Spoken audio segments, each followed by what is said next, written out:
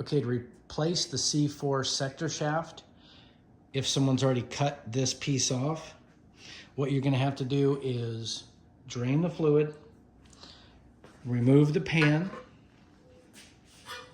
then you're gonna have to just the 7/16 screws, remove the valve body. You're gonna have to remove the neutral safety switch.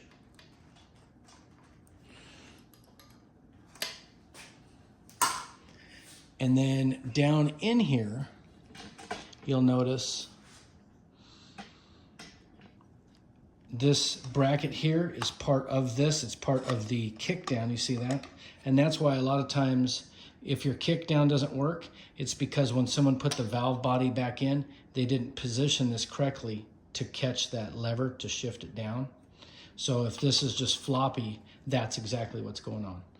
But on a side note, anyway, so what you're gonna have to do is remove this nut right here, and then this portion of the shaft will come out, and then you can pull this out.